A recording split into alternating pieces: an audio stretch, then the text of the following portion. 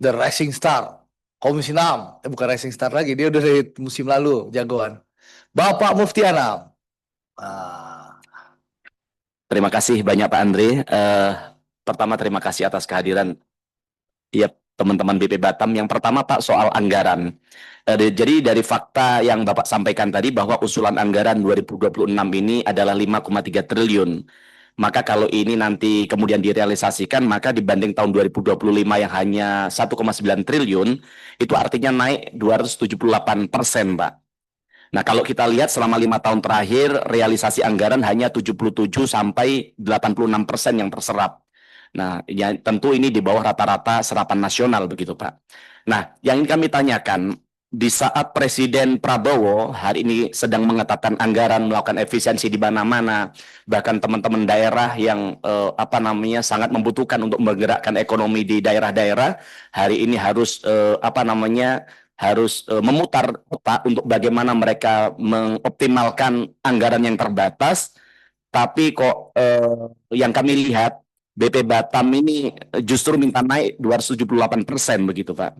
Nah, sedangkan yang kami sampaikan tadi, bahkan yang sudah Bapak lihat, selama ini serapan anggarannya lemah. Kalau saya lihat rata-rata tahun 2021 hingga tahun 2024 serapannya hanya 77 sampai 88% begitu.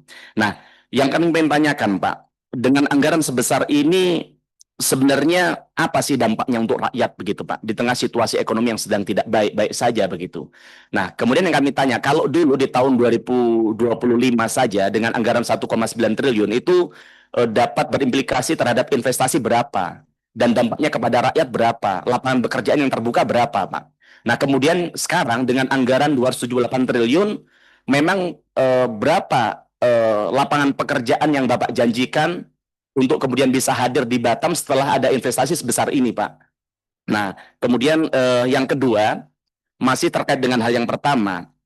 Kemarin kita tahu semalam saya baca di satu media soal kesaksian Sukri, warga Rempang yang menangis tersendu-sendu di Mahkamah Konstitusi. Beliau menyampaikan banyak hal, Bapak nanti bisa buka sendiri, bagaimana ternyata intimidasi, persekusi masih dirasakan oleh masyarakat di Rempang sampai hari ini, Pak.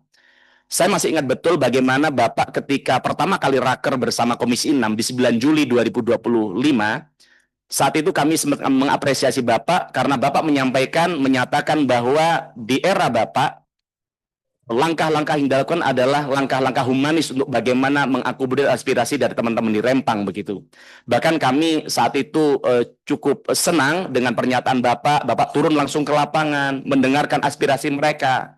Tapi di saat yang sama ketika Bapak rapat di sini, di Rempang, di BP Batam melakukan persekusi, yaitu kepada Nur Suwarni, Pak, yang dia diintimidasi, diseret, dihajar, bahkan dikeluarkan secara paksa dari rumahnya begitu.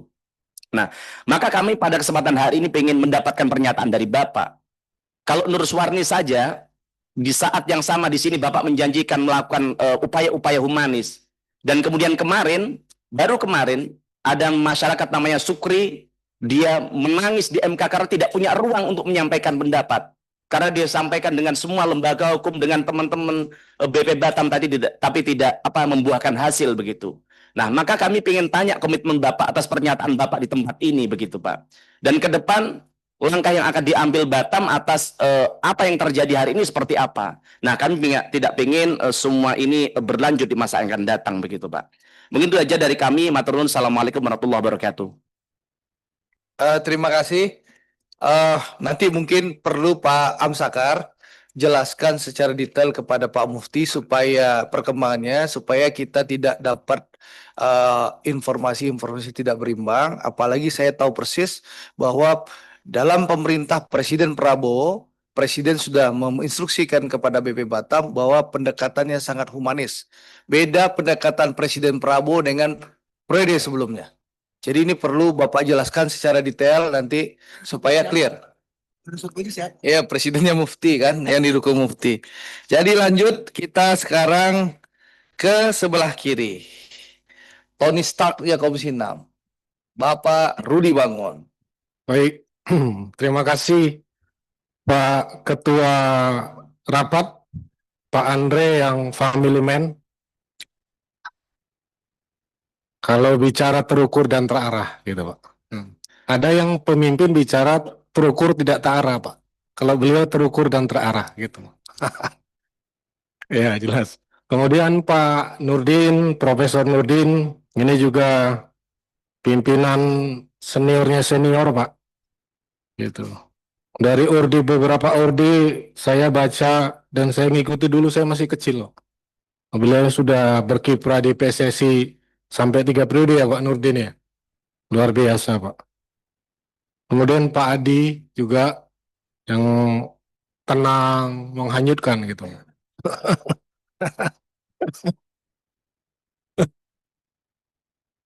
Kemudian yang saya hormati ini rekan-rekan teman-teman semua. Kalau kita bapak-bapak semua lihat wajah kami dengan wajah bapak, kira-kira banyak mana dosanya? Coba pikirkan sendiri.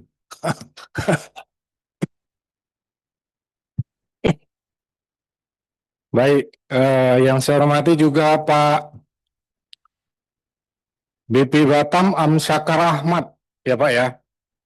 Ini Pak, saya lihat foto Bapak begitu ganteng Pak.